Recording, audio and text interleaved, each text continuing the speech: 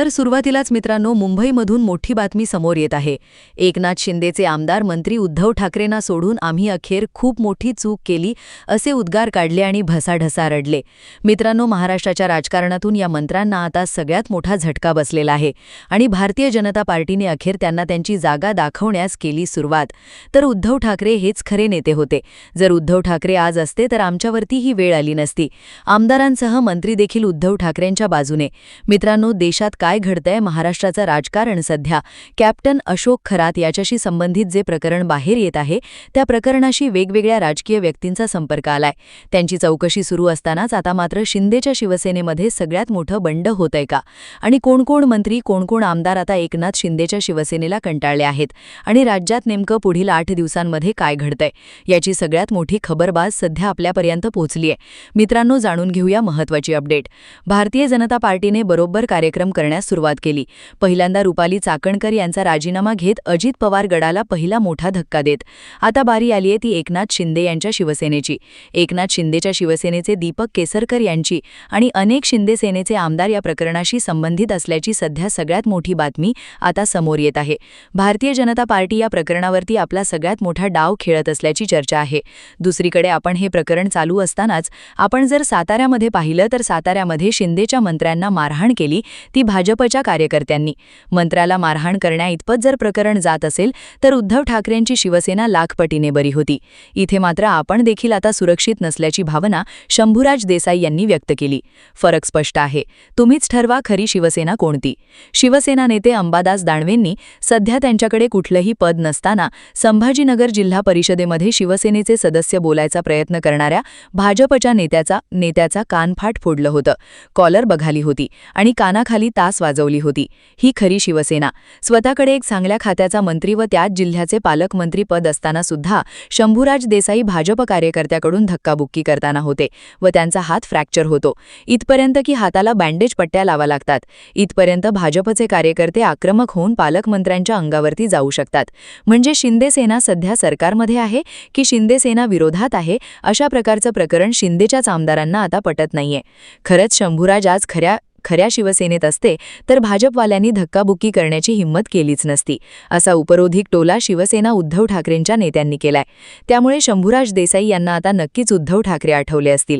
उद्धव ठाकरेंचा जो दिलदारपणा आणि जे ठाकरेंचा ब्रँड होता तो ठाकरेंच्या ब्रँडला भाजपा कायमस्वरूपी दडकून होती. मात्र शिंदेच्या कालावधीमध्ये मंत्र्यांना जर मार होत असेल तर मात्र आपला पक्ष आहे की काय, असा सध्या संशय त्यांच्याच नेत्यांना येऊ लागलाय.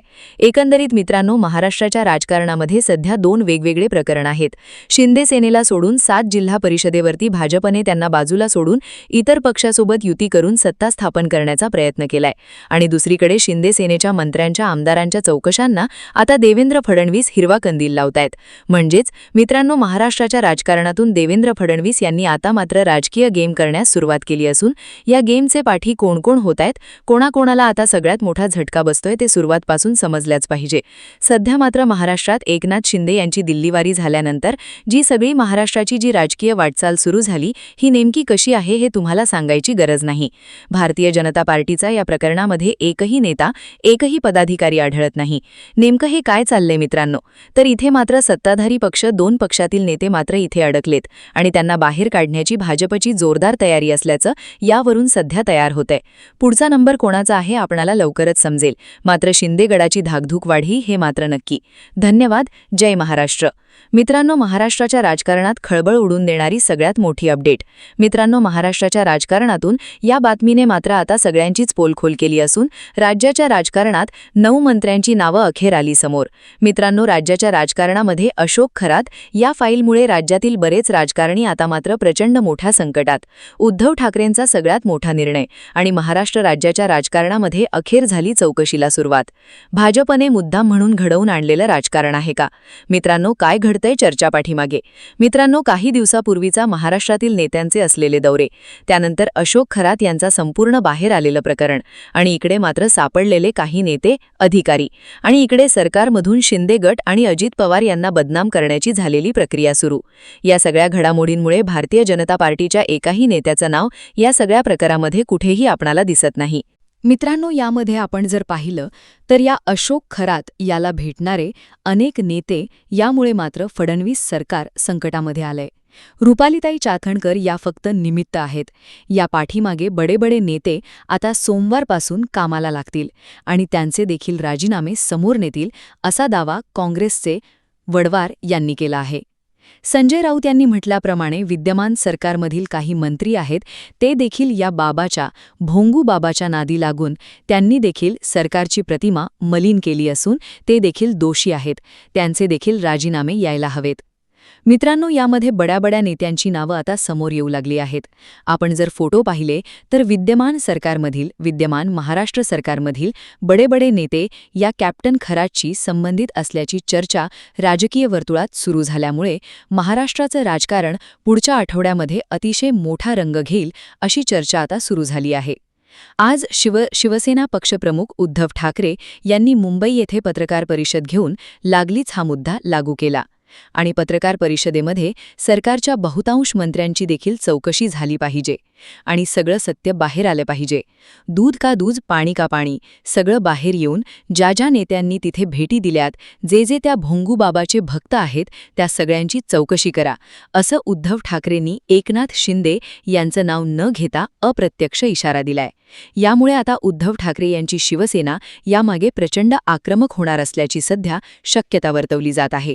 शिवसेना नेते संजय राऊत, सुषमा अंधारे यांच्यासह शिवसेनेचे बडे नेते आता या सगळ्या प्रकारावरती आता बोलू लागल्याने शिंदे गडाची आणि अजित पवार गडाची मात्र अडचण पुरती वाढू लागली आहे. भाजपाला देखील हेच हवं होतं, कारण की भाजपच्या पुढे दोन्ही पक्ष चालले होते आणि भाजपाने जाणून बुजून हे प्रकरण बाहेर काढत त्यांच्या नावाच्या पाठीमागे सगळे प्रकरण लावले का असा संशयाचा धूर आता येऊ लागलाय. मित्रांनो, एकंदरीत या राजकीय खेळीमध्ये भाजपचा हात आहे का? सगळी प्रकरणं हळू बाहेर येत आहेत. मग आता महाराष्ट्राच्या राजकारणामध्ये त्या बड्या नेत्यांची चौकशी होणार का? हा सगळ्यात मोठा प्रश्न आता सगळ्यांसमोर लागवतोय. मित्रांनो, नेमकं काय घडतंय?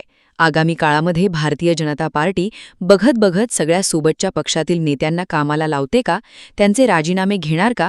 आता SID चौकशीमध्ये बड्या नेत्यांची नावं बाहेर येतील, त्यांची चौकशी फेरे लागतील, तेव्हा मात्र उद्धव ठाकरेंनी आणि संजय राऊतांनी जे आरोप केले होते त्या आरोपांवरती सरकार गंभीरपणे विचार करून सगळ्या चौकशा लावून मंत्र्यांचे राजीनामे घेईल का, हे आता लवकरच समजेल.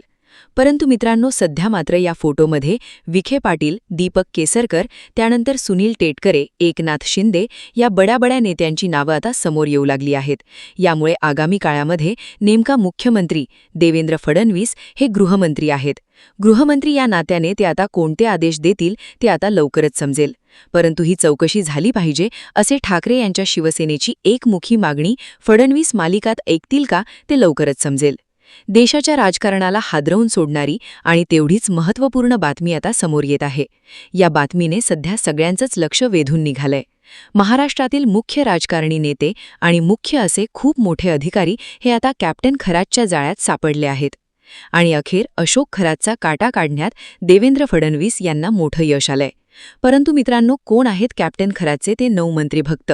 त्यांची देखील आता नावे समोर आली पाहिजेत. महाराष्ट्र ती नावं विचारतोय.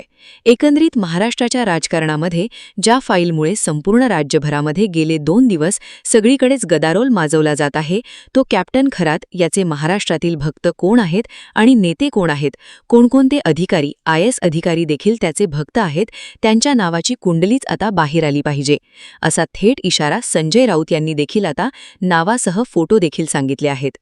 मित्रांनो, आपणाला देखील सध्या माहीत आहे की कोणाकोणासोबत अशोक खरात यांचे फोटो बाहेर आले आहेत.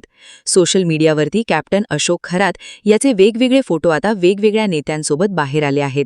ते नेते भारतीय जनता पार्टीचे नसून एकनाथ शिंदे यांच्या शिवसेनेचे, अजित पवार गट यांच्या राष्ट्रवादीचे तसेच इतर काही पक्षांच्या नेत्यांचे फोटो आलेले आहेत.